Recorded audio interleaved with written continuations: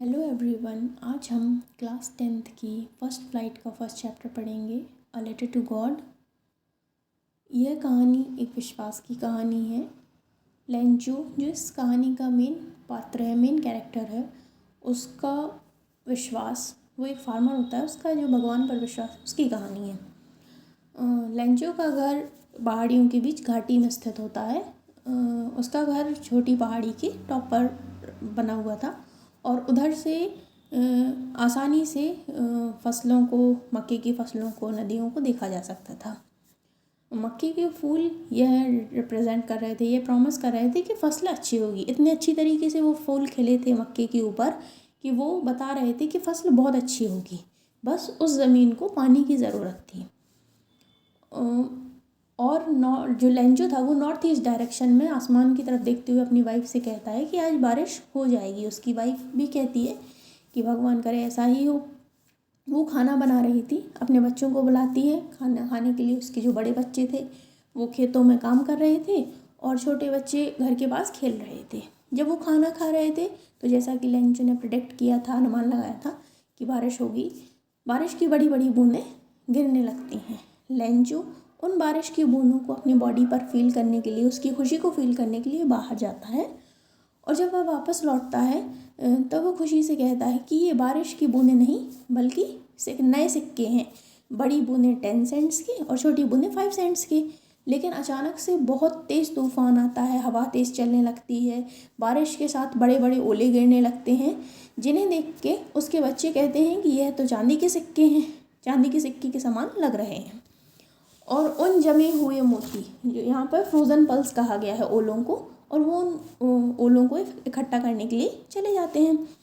सब खराब हो रहा था, तेज़ बारिश चल रही थी, तेज़ हवा चल रही थी, ओले गिर रहे थे, तो फसल नष्ट होती जा रही थी। लेंचो कहता है उम्मीद है कि यह तूफ़ान जल्दी गुजर जाएगा, पर ऐसा नहीं हुआ। 1 घंटे तक ओले गिरते रहे, गार्डन में, कॉर्नफील्ड में, हिल्स पर, पूरी वैली पर गिरते रहे। पूरी फील्ड ओलों की वजह से सफ़ेद हो गई थी। ऐसा लग रहा था जैसे कि नमक से ढक गई हो। पेड़ पर एक भी पत्ती नहीं बची थी, सारी फसल खराब हो गई थी। लेंचो बहुत ही ज़्यादा अपसेट हो गया था, बहुत दुखी हो गया था, उसकी आत्मा दुख से भर गई थी। और तूफान रुकने के बाद जब वह खेत के बीच में खड़े होकर अपने बच्चों से कहता है कि टिड्डियों का जो प्रकोप है, अ टाइप ऑफ इंसेक्ट, ये कीड़ों की प्रजाति है टिड्डी, उनका प्रकोप भी इतना ज़्यादा नुकसान नहीं करता जितना कि ओलों ने किया है। और इस वर्ष हमारे पास बिल्कुल भी कॉर्न नहीं होगा। वह सोचता है कि वह रात बहुत दुखी भरी थी, हमारी सारी मेहनत खराब हो गई, इस वर्ष हम सब भूखे रहेंगे। पर उन सब लोगों, जो वो वैली में रहने वाले लोग थे, वो लेंचो की फैमिली, उनके मन में एक उम्मीद थी, भगवान या गॉड से हेल्प की उम्मीद। कोई भूखे नहीं मरेगा, वो सोचते थे कि कोई भूखे नहीं मरेगा, भगवान हमारी हेल्प करेंगे। इतना भगवान निर्दयी नहीं हो सकते हैं, क्योंकि लेंचो बहुत मेहनती था, जानवरों की तरह खेतों में काम करता था और उसे लगता था कि जब मैंने इतनी मेहनत की है तो भगवान मेरी हेल्प करेंगे। वह सिर्फ इसी उम्मीद के बारे में सोचता रहा। लेंचो ने डिसाइड किया कि वो आने वाले संडे को एक लेटर लिखेगा, और वह लेटर आने वाले संडे को एक लेटर लिखता है जिसे वह खुद शहर जाके मेल बॉक्स में डालने वाला था, अ लेटर टू गॉड। वह उस लेटर में लिखता है कि भगवान, यदि आप मेरी हेल्प नहीं करेंगे तो मेरा परिवार और मैं भूखे रहेंगे, पूरे वर्ष भूखे रहेंगे। मुझे 100 पीसोस की ज़रूरत है। पीसोस एक लैटिन अमेरिकन कंट्री की करेंसी है। उसने 100 पीसोस की मांग भगवान से की उस लेटर में, फिर से खेत बोने के लिए, और जब तक नई फसल नहीं आ रही है तो अपना जीवन यापन करने के लिए। वह लिफाफे पर लिखता है टू गॉड और स्टैम्प लगाकर मेल बॉक्स में डाल देता है। वह लेटर एक पोस्टमैन को मिलता है। क्योंकि ऐसा कोई एड्रेस नहीं था तो वह लेटर अनडिलीवर्ड रह जाता है, और पोस्टमैन ने अपने करियर में ऐसा कोई एड्रेस देखा ही नहीं था, तो वह हंसते हुए उसे अपने बॉस के पास ले जाता है।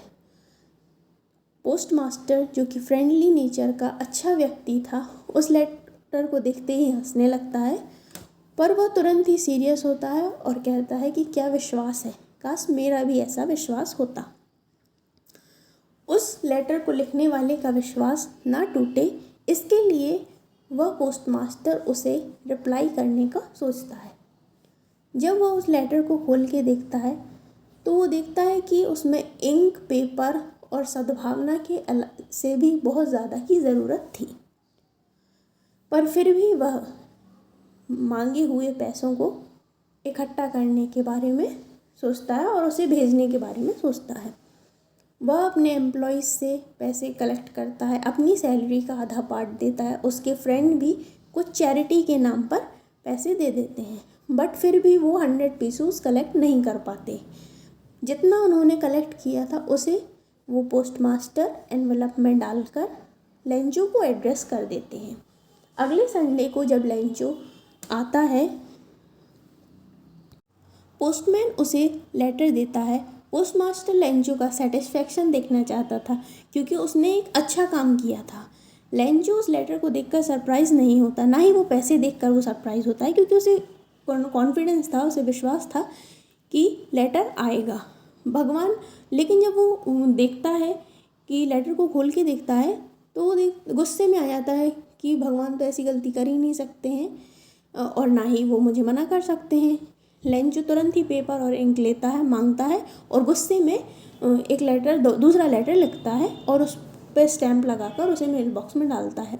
जब पोस्टमास्टर उस लेटर को निकाल के पढ़ते हैं तो वो देखते हैं कि उसमें लिखा था कि भगवान, मैंने जितने पैसे मांगे थे उसमें से मुझे सिर्फ 70 पेसोस मिले हैं, बचे हुए पैसे भी भेज देना क्योंकि मुझे उनकी बहुत ज़रूरत है, लेकिन इस बार मेल बॉक्स से मत भेजना क्योंकि पोस्ट ऑफिस के सारे एम्प्लॉयज़ बंच ऑफ क्रोक्स हैं, मतलब बदमाशों का झुंड है। इस तरीके से हमारी ये कहानी ख़त्म होती है। अगर आपको मेरा एक्सप्लेनेशन पसंद आया हो तो प्लीज़ वीडियो को लाइक कीजिए, चैनल को सब्सक्राइब कीजिए।